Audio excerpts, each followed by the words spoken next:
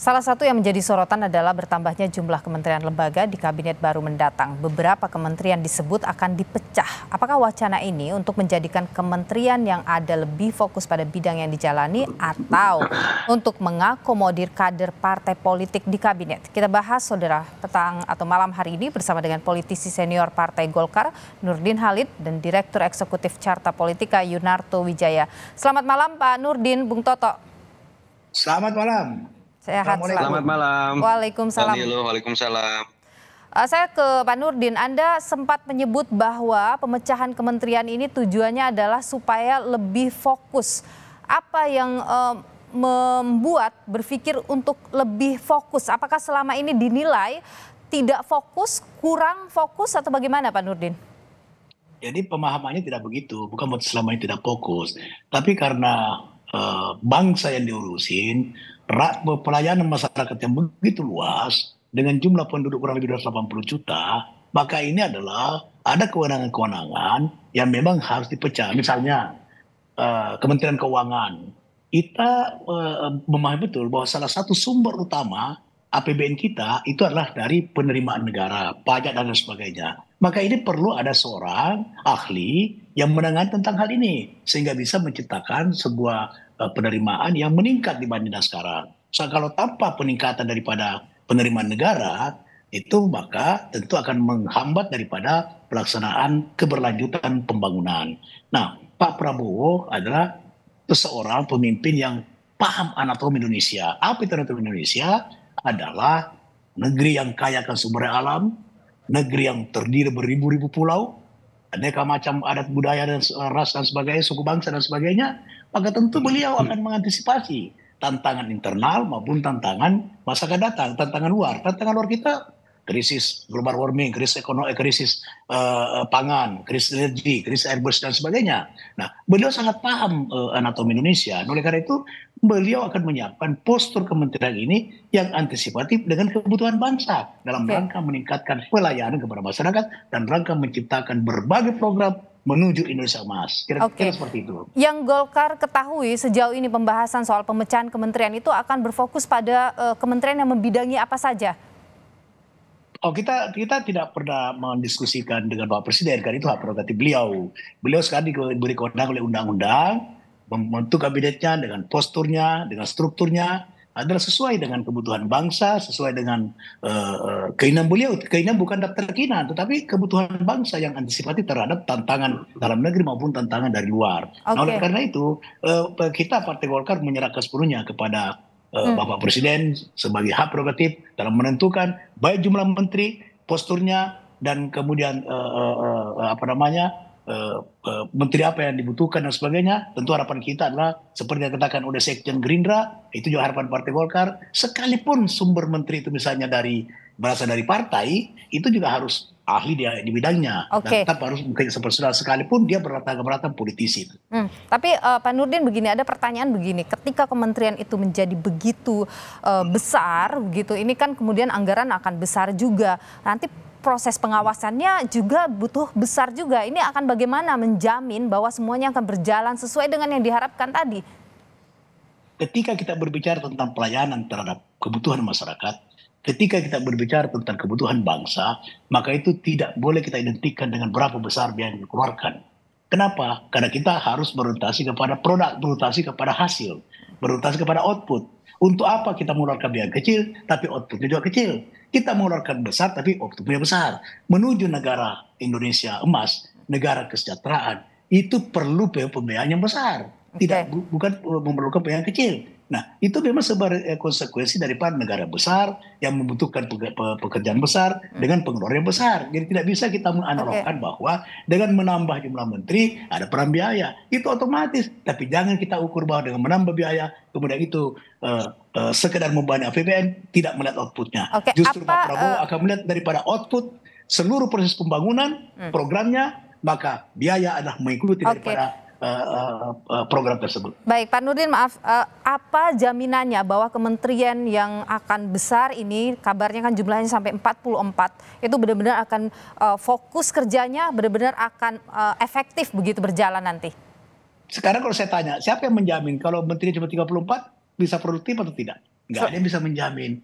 Yang Oke, menjamin itu adalah bagaimana Bapak Prabowo dengan hak prerogatifnya menunjuk daripada menteri yang memang ahli di oke, bidangnya, sekalipun latar belakangnya politisi maupun latar belakang politisi. Kita tidak bisa bicara soal menjamin. Tidak oke, ada yang bisa menjamin apapun yang terjadi hari esok. oke, Kita baik. manusia punya perencanaan, maka perencanaan itu harus dilakukan dengan cara baik. Oke, kita tahan di sana dulu. Bung Toto, kalau Ya.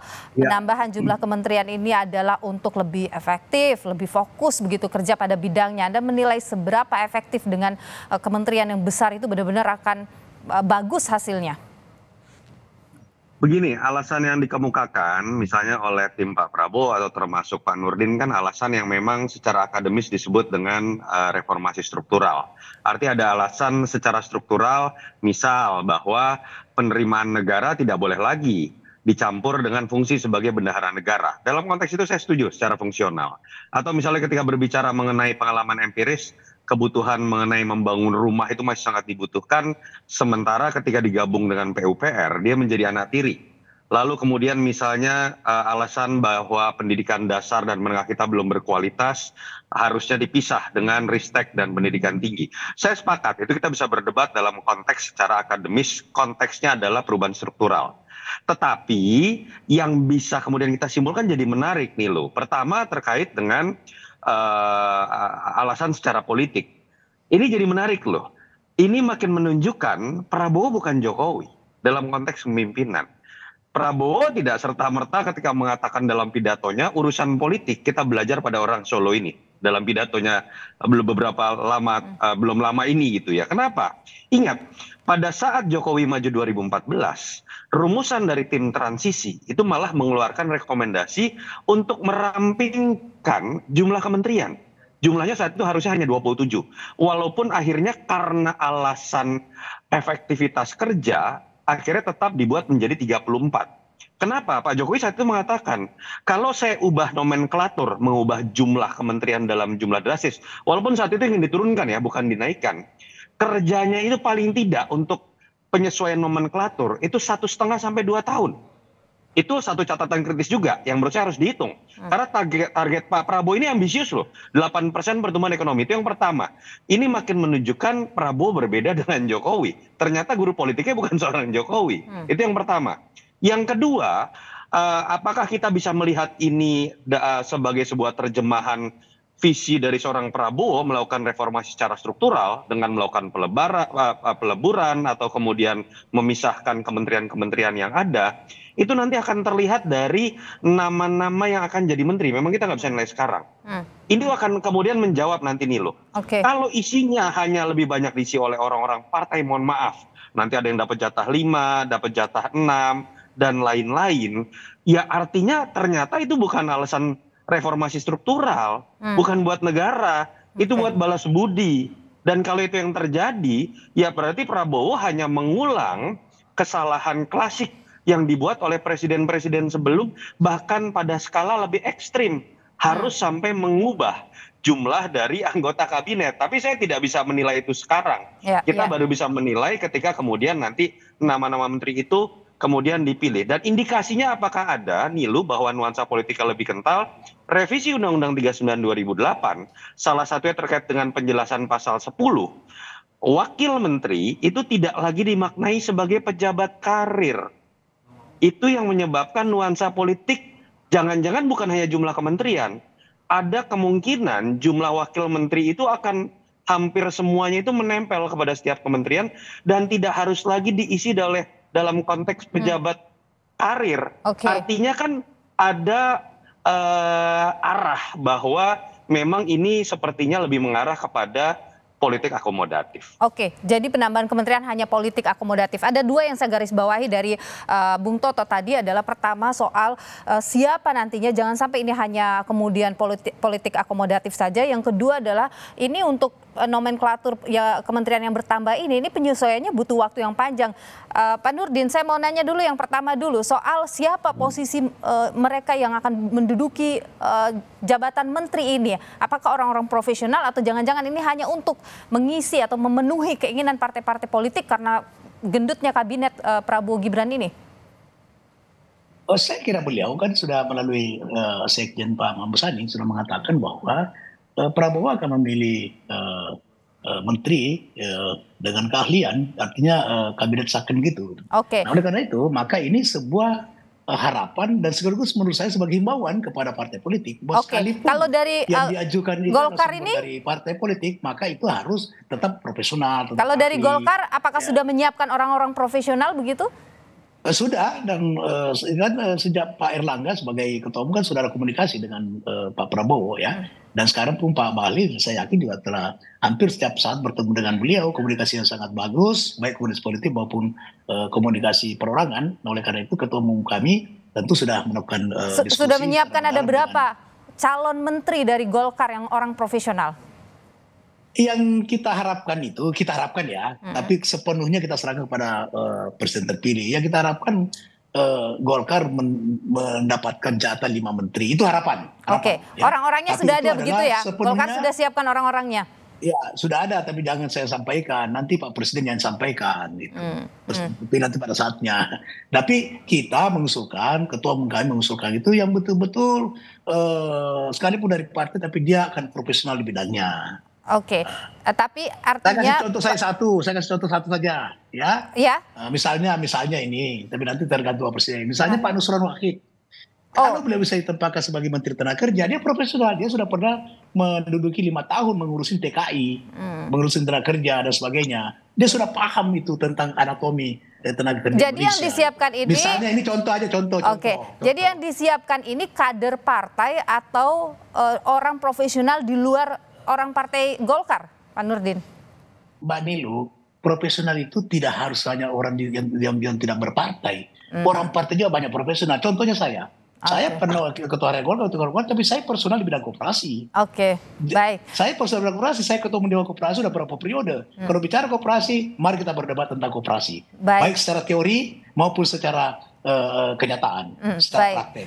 Pak Saya Nurdin, kalau personal tadi... koperasi, jadi tidak harus bahwa profesional itu karena tidak berpartai, tidak punya sebagai politisi. Orang politisi juga banyak profesional di bidangnya, banyak ahli di bidangnya. Oke. Gitu. Ini yang salah persepsi selama ini, seolah-olah politisi itu tidak profesional di bidangnya, itu yang keliru. Oke, baik Pak Nurdin, kalau yang soal kedua tadi yang disampaikan oleh Bung Toto soal ya kalau kita bicara penyesuaian itu akan butuh waktu ya 2 tahun. 2 tahun mungkin untuk penyesuaian nomenklatur baru. Itu bukan bahasa saya nih loh, itu bahasa guru politiknya Pak Prabowo, namanya Joko Widodo, yang dia sebutkan itu di 2014. Oke. Itu kira-kira 10 tahun yang lalu, 10 tahun yang lalu ya. 10 tahun yang lalu kemajuan teknologi kita tidak seperti sekarang. Sekarang kemajuan teknologi luar biasa sekali, tidak perlu waktu lama. Paling lama 3 bulan itu sudah langsung ready semuanya, sudah bisa langsung start menteri itu. Sekarang penuh dengan kecanggihan, apa yang mau disesuaikan? Keadaan sudah bersesuai sendiri, dan karena itu misalnya perumahan. Kita sudah tahu menteri siapapun itu, apalagi ahli bidang, jadi sudah tahu bahwa Indonesia dengan jumlah orang miskin sekian, dengan jumlah masyarakat yang hidup di bawah menengah itu perlu rumah sekian. Apa yang perlu disesuaikan? Semua sudah bisa beradaptasi dengan kesenian. Misalnya lingkungan hidup dengan kehutanan, semua sudah ada programnya, sudah ada pelaksanaannya, tinggal dilaksanakan saja dengan ide-ide yang baru, terobosan yang baru oleh menterinya. Setiap menteri pasti dia menjalankan visi misi presiden. Oke, jadi tidak ada masalah. Ada inovasi di dalamnya itu. Tidak ada masalah dari sisi itu, begitu Pak Nurdin ya? Sama sekali tidak ada masalah. Dan yang kedua adalah tidak berarti bahwa ini penambahan jumlah menteri dan sebagainya itu karena menganut politik akomodatif. Politik itu memang harus akomodatif juga. Karena itu adalah salah satu nilai-nilai Pancasila, adalah kekeluargaan, kegotong royongan. Kekeluargaan apa?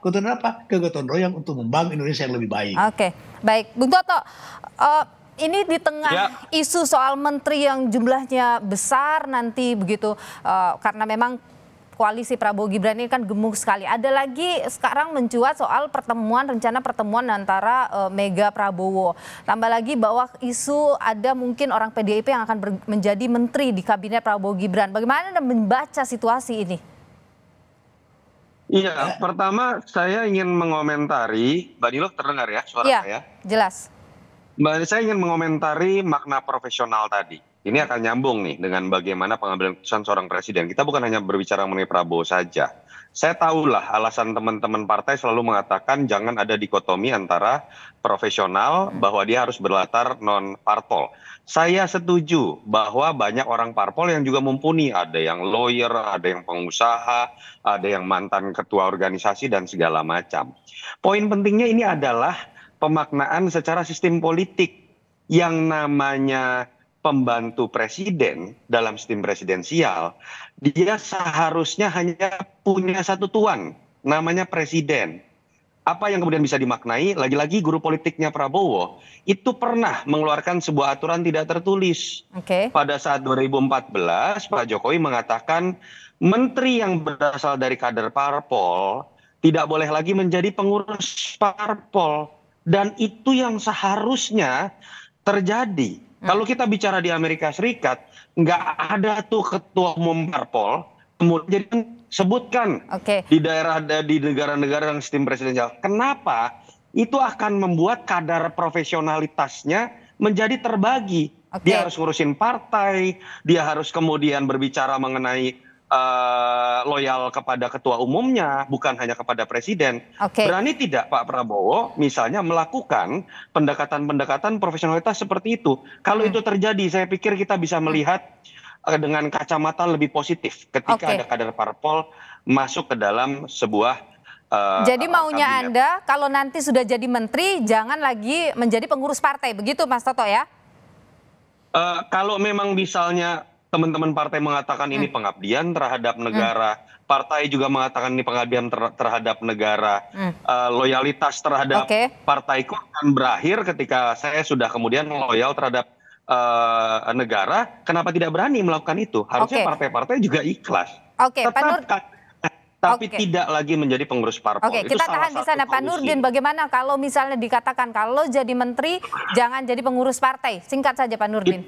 Itu idenya Pak Jokowi juga loh, Pak Nurdin. Bung Toto, kalau ini saya 1000% setuju. Kenapa? Karena sekarang memang kita sedikit agak ganda ya. Kita presidensial tapi rasa parlementer.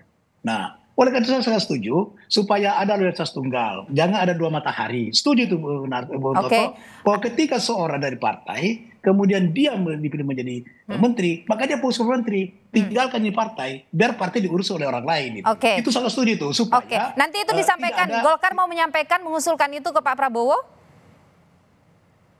Itu urusannya ketua umum. Tapi pendapat pribadi saya setuju dengan Bung Toto. Supaya artinya nih loh, Pak Bahlil singkat saja. Pak Bahlil nanti harus di antara menjadi ketua umum Golkar atau menjadi menteri. Itu partai politik luar biasa. Kalau Pak Bahlil bisa memiliki pandangan seperti Pak Nurdin miliki. Ketua umum partai politik mungkin nanti diharapkan bisa mengambil sikap tegas kalau mengusulkan kadernya jadi menteri, ya jangan menjadi pengurus partai lagi. Tapi nanti akan kita tunggu bagaimana kemudian susunan nama-nama menteri dan berapa kementerian nanti di kabinet Prabowo Gibran. Terima kasih Bung Toto, terima kasih Pak Nurdin Halid sudah berbagi pandangan di Sapa Indonesia Malam.